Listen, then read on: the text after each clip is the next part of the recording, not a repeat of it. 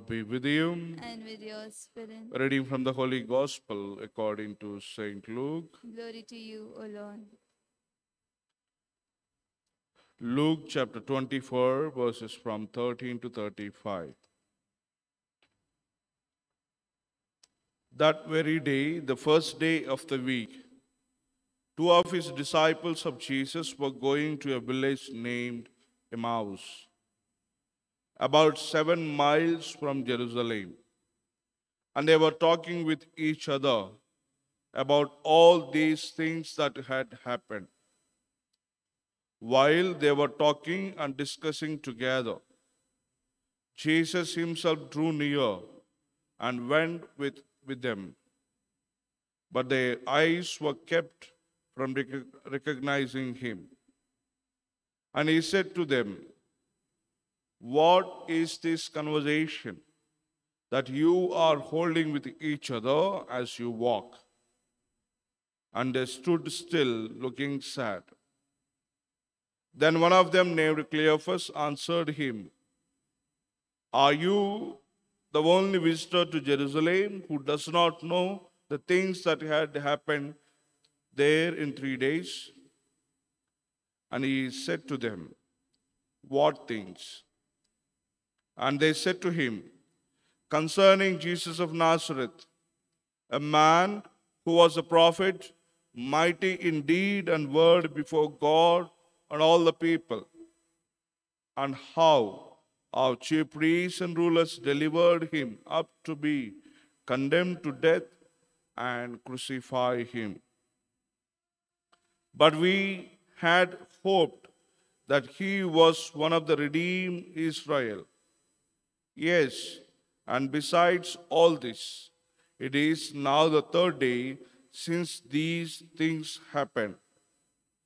Moreover, some women of our company amazed us. They were at the tomb early in the morning, and when they did not find his body, they came back saying that they had even seen a vision of angels who said that he was alive. Some of those who were with us went to the tomb and found it just as the woman had said, but him they did not see. And he said to them, "O foolish ones, and slow of heart to believe all that the prophets have spoken. Was it not necessary that the Christ should suffer these things and enter into glory?" And beginning with Moses and all the prophets, he interpreted to them in all the scriptures the things concerning himself. So they drew near to the village to which they were going. He acted as if he were going further, but they urged him strongly, saying, "Stay with us, for it is towards evening, and the day is now far spent."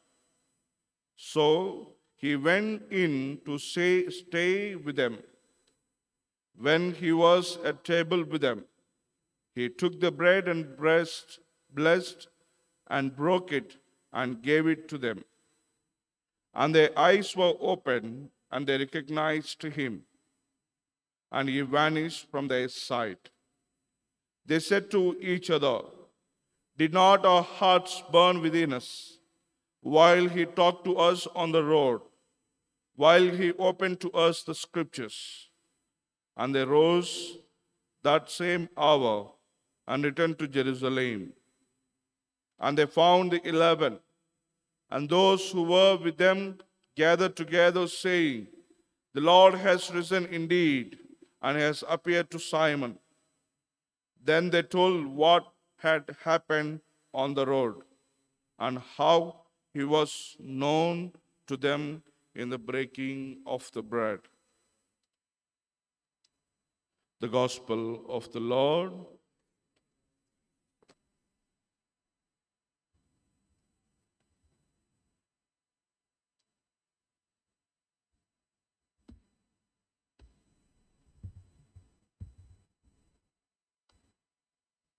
Our life is marked by endless routines which become at times boring.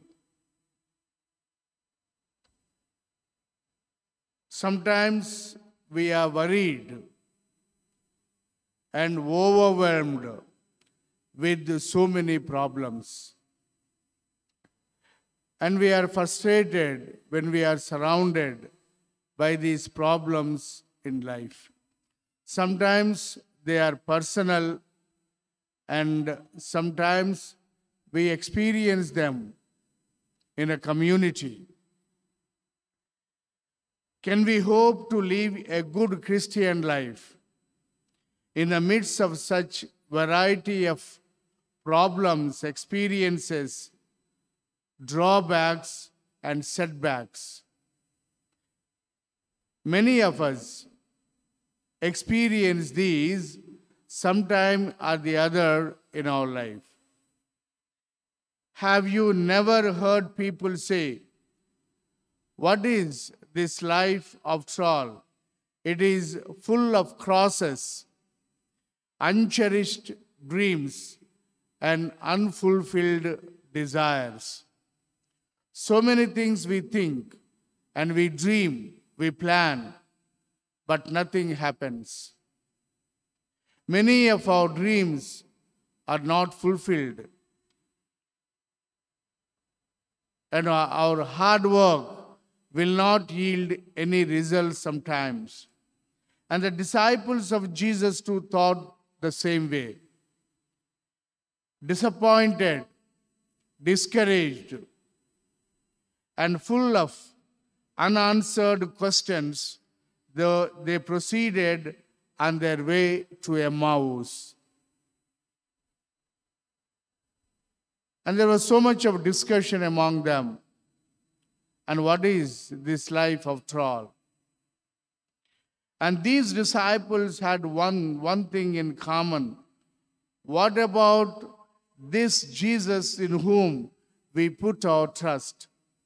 We expected many things to happen with the power of Jesus. We have seen many miracles performed by him. They had been dismayed by Jesus' arrest, trials, and crucifixion. They were so frustrated. And now they had the news of the empty tomb.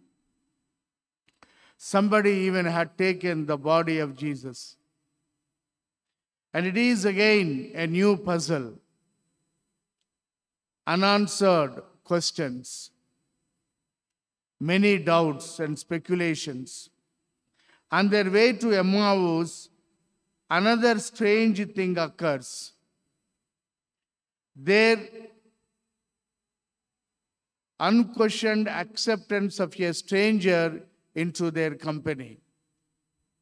And who is this man who joins our company? And they open themselves up completely to this unknown person. And they were sharing what all they were experiencing. The more they open, the more intimate is their experience. They became more closer with one another. Did not our hearts burn within us as he talked to us on the road and explained the scriptures to us? And we see the breaking of the bread. Luke in the Gospel narrates here a Eucharistic celebration where Jesus takes the bread, blesses it, and distributes it before revealing himself. Thus, he conveys the message of Easter to them. And it transforms the physical food into spiritual nourishment, the bread of life. And this wonder Jesus works even when he is not physically present. We experience this miracle whenever we celebrate the Holy Eucharist. And Jesus, just as the disciples recognized Jesus while breaking the bread, we too likewise encounter him at the breaking of the bread during the Eucharistic celebration. And the breaking of the bread represents for us a meal, a sharing, a sign of communion with God and with one another.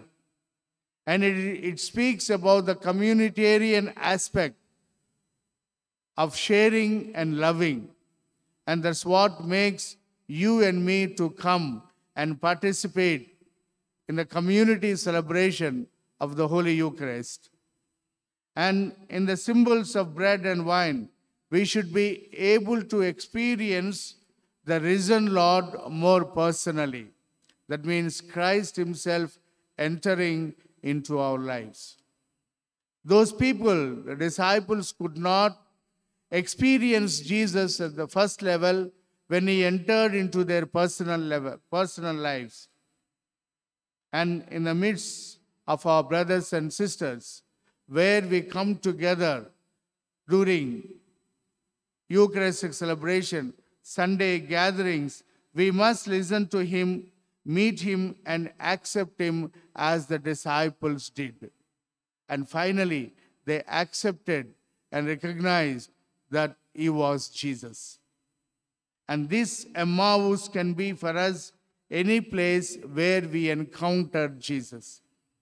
And we encounter him in many places, and we encounter him in many of our brothers and sisters, the poor, the needy, the sick, and so on.